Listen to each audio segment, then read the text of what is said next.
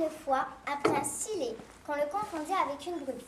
Il habitait dans un château au cœur de la forêt, car son père l'avait banni à cause de sa laideur. C'est terrible ce qu'ils m'ont fait. Ils ne comprennent pas la vie.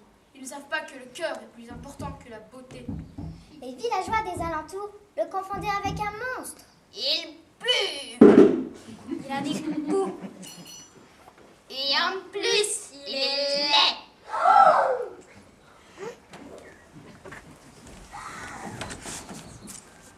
Qu'est-ce que tu fais là?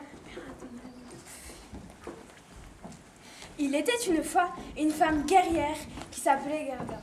Elle s'entraînait tous les jours dans le stadium du village.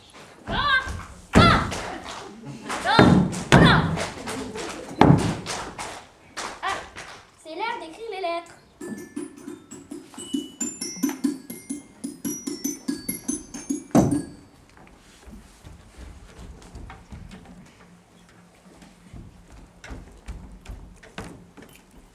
Le samedi et le dimanche, elle envoyait des lettres aux villageois pour leur conseiller de ne pas s'éloigner de leur maison, car le monstre de feu Teka rôdait dans les parages.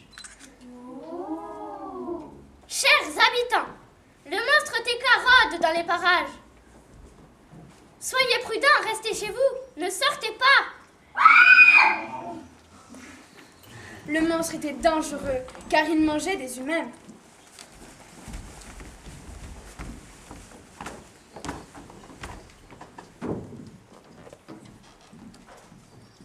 Il était une fois une angeline qui s'appelait Normanette.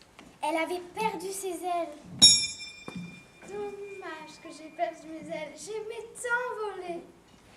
Elle habitait dans un arbre et possédait un cochon volant nommé Coin-Coin. Oh, mon petit Coin-Coin, tu es mon petit loulou pour la vie. Allez, viens, allons nous promener dans la forêt. Elle ne sortait jamais sans son petit compagnon.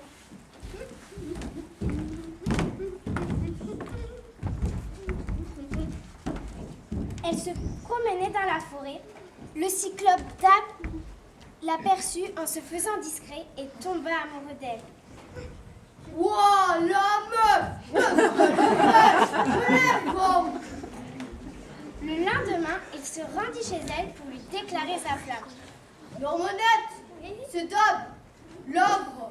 Je t'aime quoi? Trop tard, Dab. L'élite de mon cœur, c'est le prince Aurélien. Ordinateur, jeu, écran. Ah ouais? Fais attention à toi, hein? Je suis un dur à curer. Je vais trouver un moyen con. Le cyclope était grand par la taille, mais petit par l'esprit. Il était jaloux et refusait d'être évincé par une midinette éclopée. Lui qui avait vaincu les plus grands monstres qu'il avait rencontrés sur son passage. Quelques jours plus tard, Normanette reçut une lettre de la part du prince Aurélien, qu'elle avait rencontré en boîte. Dans sa lettre, il l'invitait au KFC. Toulouse-Gramont.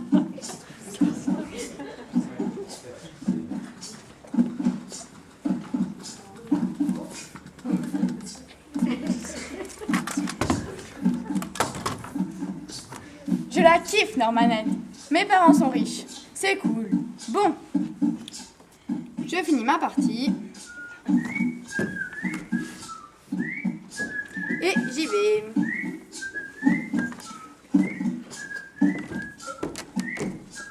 Salut.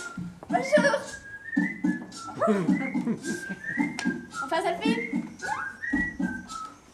Le cyclope Dab les aperçut en se faisant discret et tomba amoureux d'elle.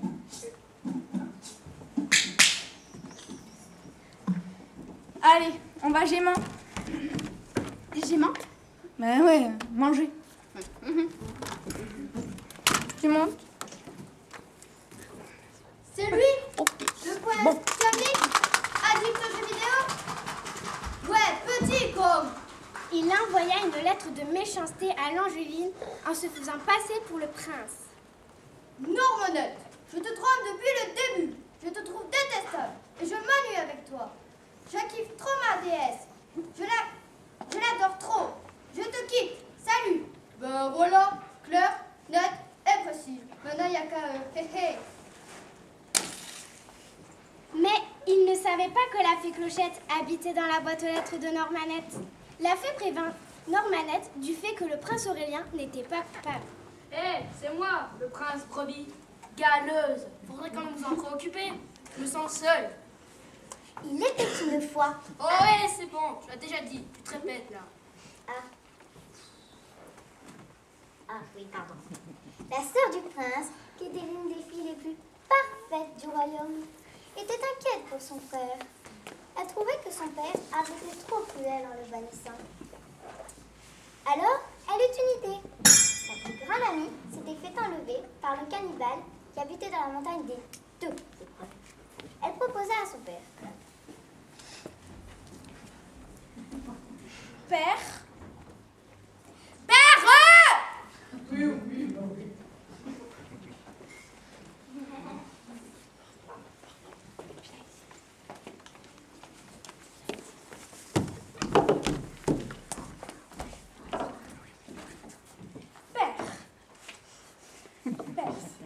Mon ami s'est fait enlever.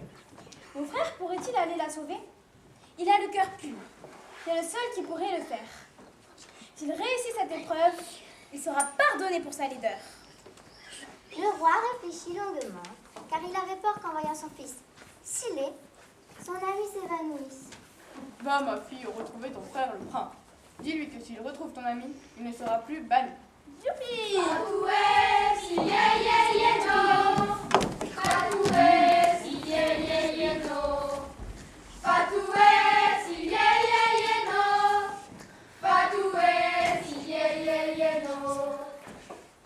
Sur son chemin, il vit 2 silhouettes venir vers lui. C'était un petit elfe archer qui chevauchait une grande licorne bleue. L'elfe avait le pouvoir de détruire tous ses ennemis grâce à une seule flèche de lumière, à condition qu'un être aux intentions pures se trouve à ses côtés. La licorne, elle, avait le pouvoir de se déplacer au travers d'un arc-en-ciel et de réaliser tous les souhaits de chaque personne qui la chevauchait. L'elfe et la licorne proposèrent leur aide aux jeunes plaintes. arrivée au village, Gerda apprit que sa meilleure amie, la princesse Ariana, avait été enlevée par le géant de feu Teka. Gerda partit aussitôt à la recherche de la princesse. Elle se dirigea vers la forêt. Sur son chemin, elle fut confrontée à un dilemme. La route se séparait en 2. Oups! D'un côté, on pouvait voir un chemin bordé de beaux arbres fruitiers. De l'autre, la route était carbonisée. La guerrière se souvint d'un conte que son père lui lisait quand elle était petite et qui parlait du choix à faire devant le croisement du chemin pour arriver à sa tanière. Il fallait passer par le chemin carbonisé. Alors, elle s'engagea sur le chemin et elle arriva devant une rivière. Oh! Comment faire pour passer cette rivière? Elle aperçut une cabane en bois. Une sorcière y vivait. Sorcière! Ouh!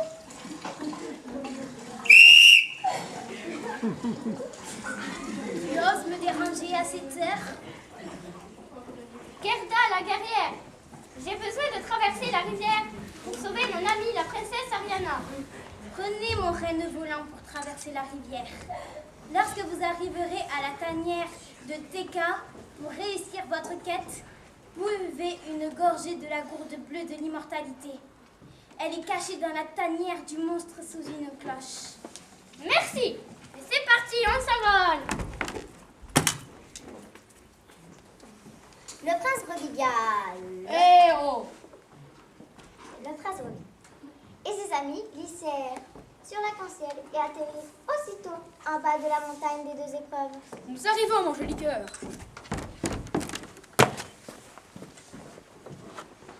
Ils découvrirent une porte au cœur de cette montagne.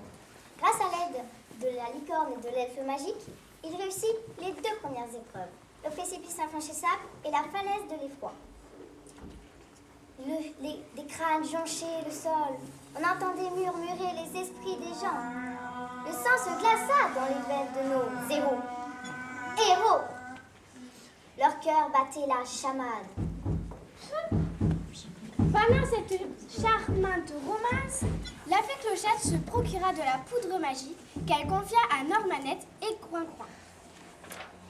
Par son pouvoir magique, ils survolèrent la forêt vers le château du Cyclope. Waouh, c'est beau, c'est... Oh! Le Cyclope vivait seul dans un château. À l'intérieur se trouvaient des montagnes d'or et des bottes de légèreté enfermées dans un coffre à double tour.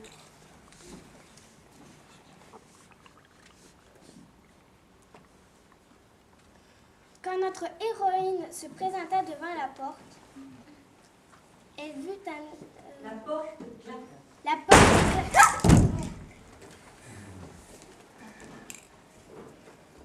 C'était le monstre. C'était le Cyclope. Ils sentirent leur cœur battre à la chamade. Normanette prit son courage à deux mains et s'adressa au monstre. Vous êtes grand et fort. Oui, bon. Vous avez tous les pouvoirs. Ok, mais je suis sûre que vous ne pouvez pas vous transformer en plus petit. Le Cyclope, vexé par les dires de cette midinette éclopée, se transforma aussitôt en fourmi, que Normanette eut plaisir à écraser d'un seul coup de pied. Vert. J'ai dit écraser d'un seul coup de pied. Amen. Grâce à la poudre magique, notre héroïne s'empressa de mettre les bottes de légèreté qu'elle s'empressa de mettre à ses pieds.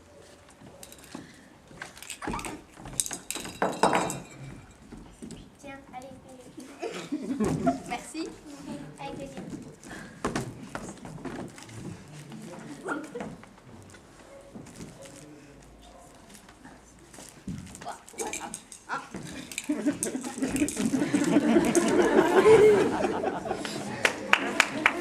Elle rentra chez elle, accompagnée de son groin-groin. Le prince Aurélien se précipita à sa rencontre et en le revoyant, ils eurent des étoiles plein les yeux.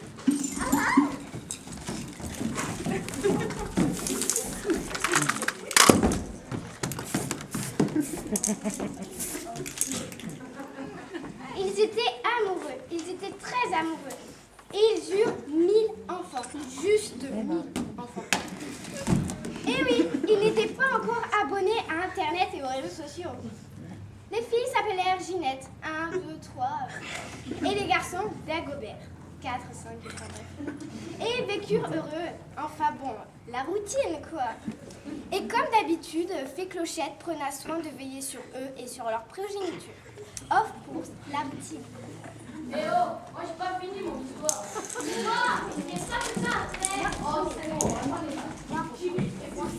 voyons, vas-y, petite râleuse. Allez, hommes, touche les mêmes. Tiens. Donc une fois arrivés en haut de la falaise, nos compères se trouvèrent devant la tanière du cannibale. Elle était faite avec les ossements des victimes du monstre. La porte était la mâchoire d'un géant que le monstre avait tué.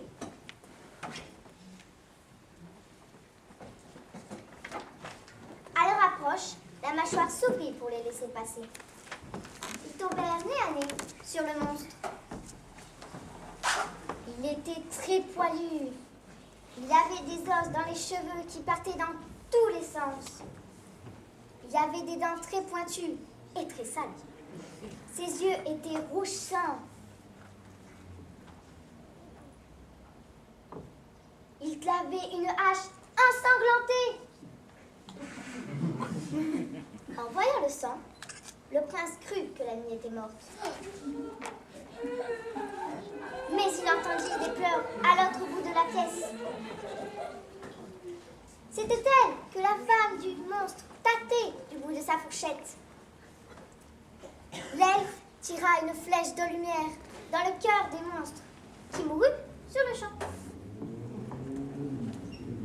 Pour remercier le prince au cœur pur, l'ami lui donna sa flûte magique, qui le rendit bon instantanément.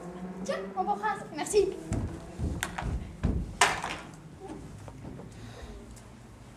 Le prince, l'ami se maria avec l'elfe archer, mais n'eurent pas d'enfant. Oh, j'en ai marre. Ça tombe toujours sur moi. Fallait pas que ça tombe sur quelqu'un d'autre. Je la sauve et puis elle se marie avec le petit là, le lutin. Oh, c'est pas possible. Le prince retourna vite au royaume de son père, où il fut accueilli en grande joie. Bon,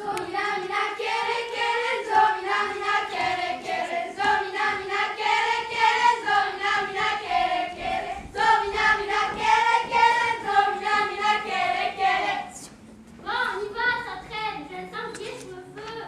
Mince. À toi, applique-toi, c'est la fin. Devant la tanière de Teka, le monstre, Gerda aperçut des murs construits en friandises, des murs construits en roches volcaniques en ébullition, cachés par des murs en friandises pour attirer les passants. La cheminée en nougat, les murs en réglisse, les portes en chocolat, etc. Dans la cave, sur un pieu, le monstre avait placé la gourde bleue, protégée sous une cloche. Il fallait être digne pour mériter cette eau magique. Gerda se présenta devant la gourde bleue et la cloche se souleva doucement. Gerda but une gorgée de cette eau magique. Elle sentit une force douce envahir son cœur. À ce moment-là, le monstre apparut. Gerda eut une peur noire. Avec son arc, ses flèches et son obstination, Gerda transperça le cœur du monstre. Elle découvrit son amie Ariana enfermée dans un donjon. Toutes les deux revinrent au village sur le renne volant, décidèrent de se marier et d'adopter une petite fille, Gerdiana. Elles vécurent heureuses jusqu'à la fin des temps.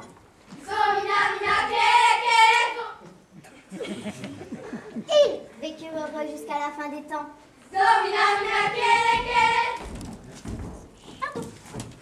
Ils vécurent heureux jusqu'à la fin des temps. Zomina,